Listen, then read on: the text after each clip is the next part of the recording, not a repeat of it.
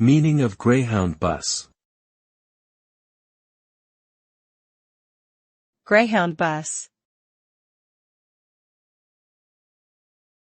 Greyhound bus. Greyhound bus. Greyhound bus. A Greyhound bus is a type of intercity coach that is popular in North America. The name Greyhound originates from the breed of dog with the same name, which is known for its speed and endurance. Greyhound buses are known for their long-distance travel routes and low fares. The company was founded in 1914 and became the largest provider of intercity bus transportation in the United States.